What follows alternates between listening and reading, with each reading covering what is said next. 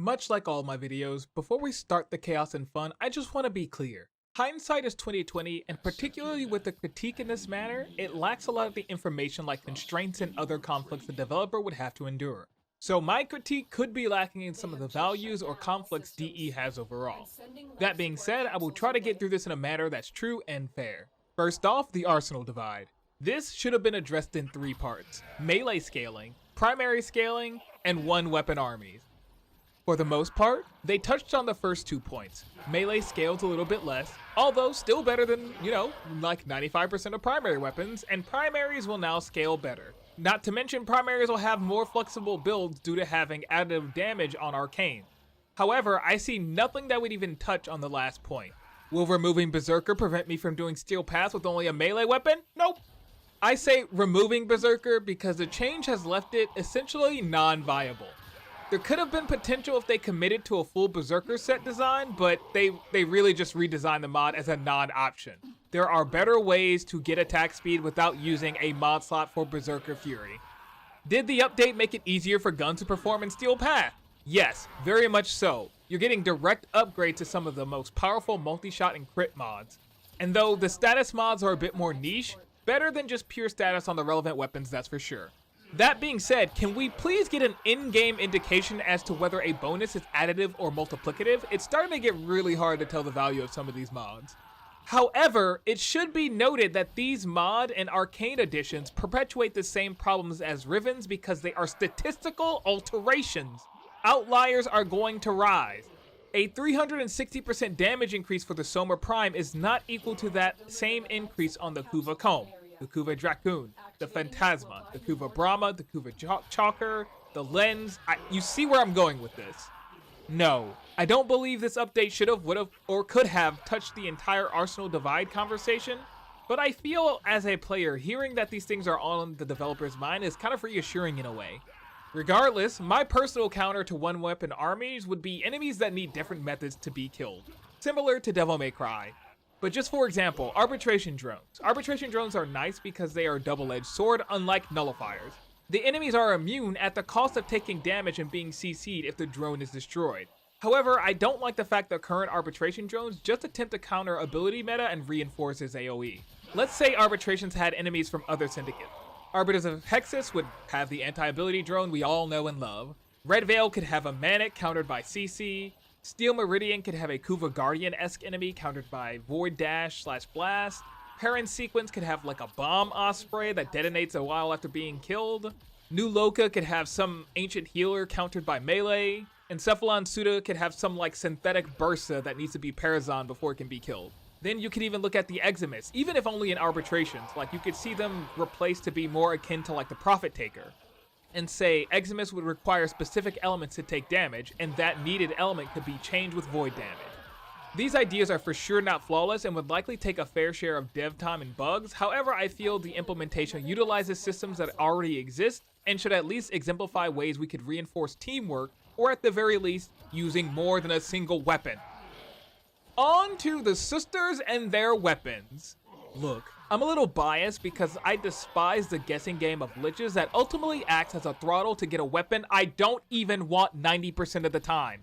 If liches or sisters, you know what I mean, were more of a player-controlled progression system where you were going through the hunt to progress a weapon you enjoy, I'd have no complaints about the time. But when you have to put the time in for a weapon you know you're not going to enjoy or use, and then you have to put 5 forma into that glorified mastery fodder, you start to feel disdain for the system itself. Regardless of my gripes, the sisters are a substantial improvement. The Murmur grind is so significantly better than Kuva Liches, which just got improved. However, there's an awkward moment in co-op lich hunting where players can feel punished if their teammate successfully kills a lich, since Murmur progress is only rewarded on failures.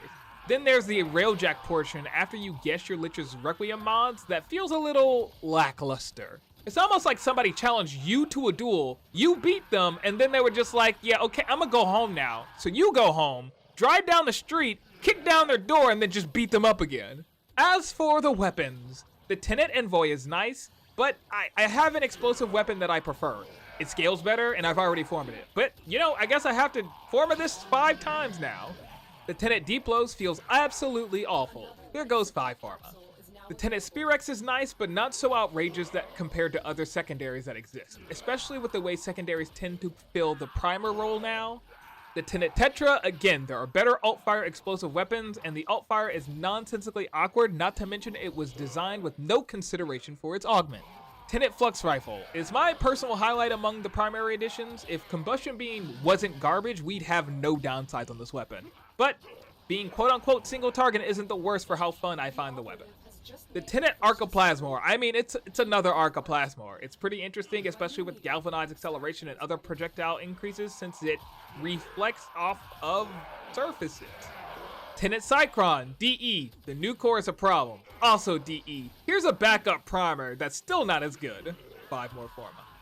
The Tenet Detron, F's for the Mara Detron, I guess. It's a solid weapon that shines more in niche circumstances like when in conjunction with Mag. The Kuva Heck had the potential to be the best heckin' shotgun, but DE has some kind of vendetta against this, the Heck and its augment.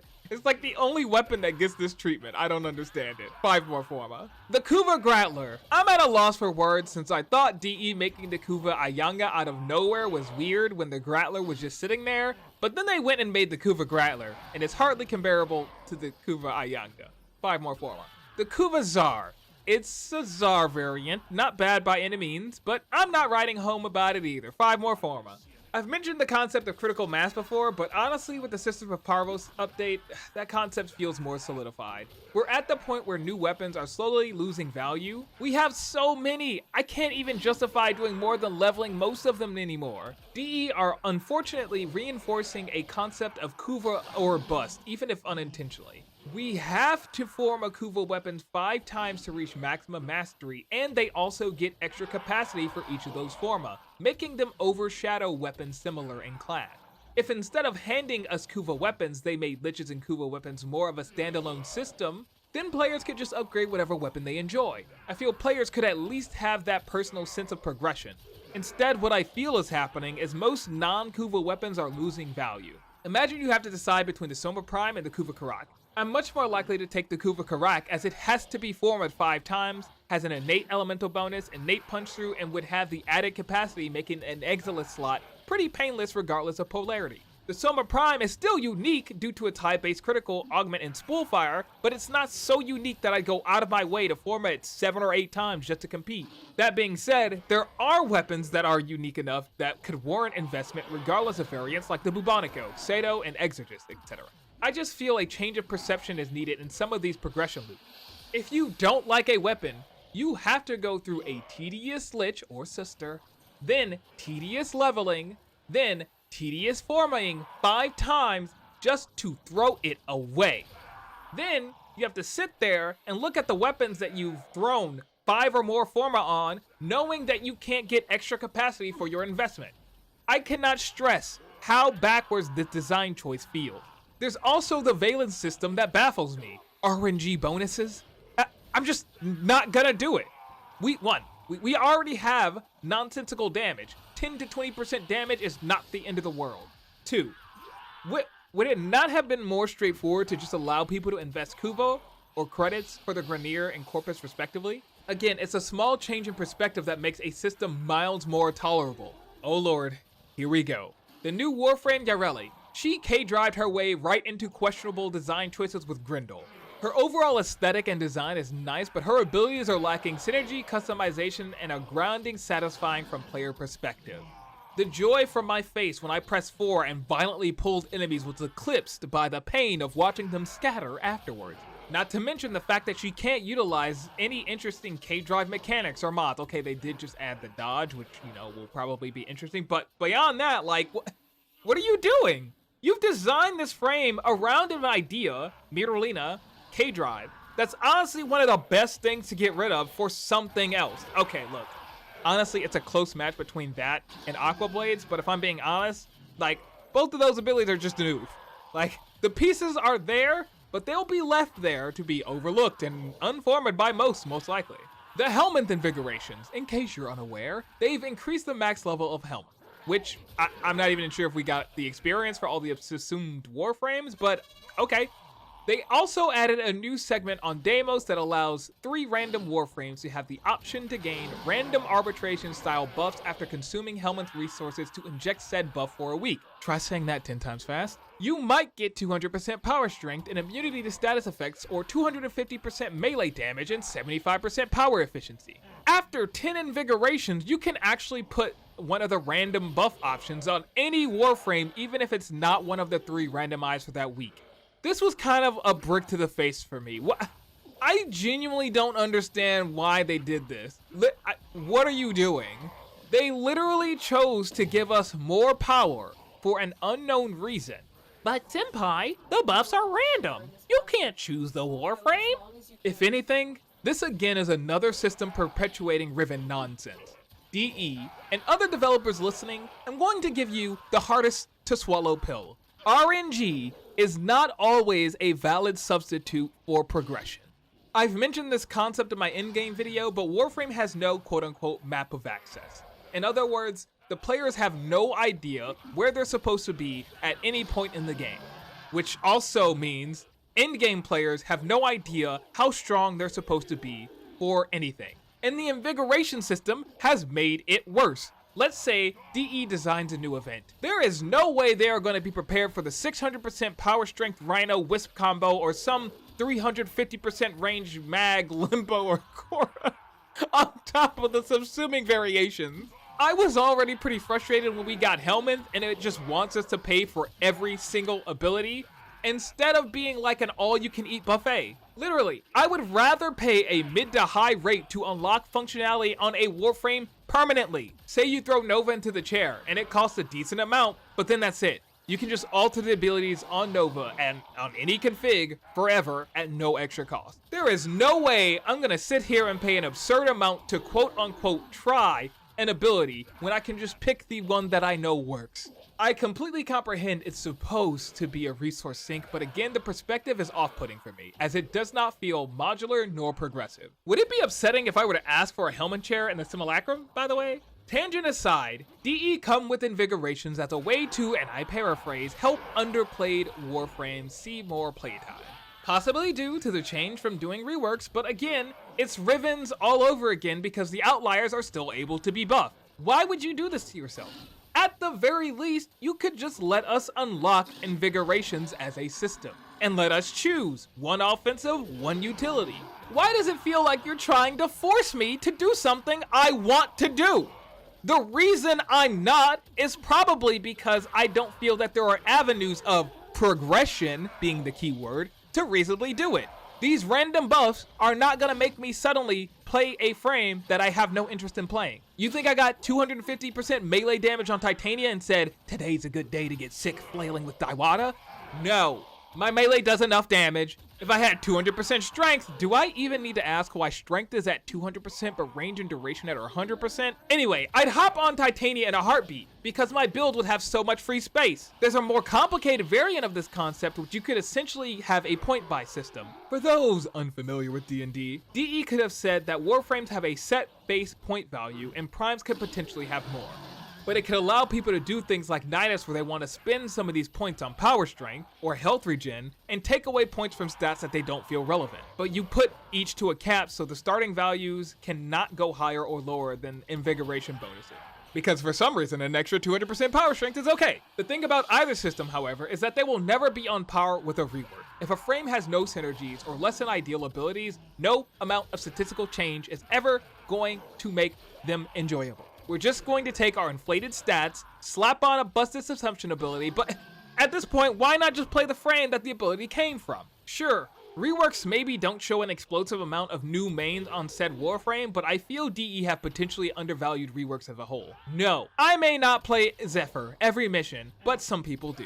Equally, after the rework, I know that I can play Zephyr, unlike Nyx, who even at her best is painful to play with the exception of niche uses. Again, I didn't say Nyx was useless, just painful for me personally. The design could use some improvement. That being said, player-driven Warframe progression in any form would be a win in my book. We saved the best for last. Oh my god, the HOLOKEY farm. It was day one Demo Sentinel farm all over again. Instead of running Veil missions, I just had to succumb to running Saturn since you could just run it significantly faster, and before the recent change, you'd only be losing 2 keys per drop, but you would have more chances at the reward per hour. I don't think I'll understand why they decided to not just provide HOLOKEYs guaranteed at the end of a mission. I thought players have voiced this enough. It's better if you set a high cost and consistent reward that players work toward, rather than a low cost but volatile probability. Why? Because if we wanted to do Void Storms, we would be doing Void Storms. Slapping random HOLOKEY rewards to Void Storms is more like twisting your player's arm. A good chunk of the people already don't want to be there, and are only there for the weapons, which, much like the other sister weapons, are unknown or undesired, so to spend an hour to get 1 key drop can be frustrating, effectively making the dislike for the system turn into hate. Why are you doing this?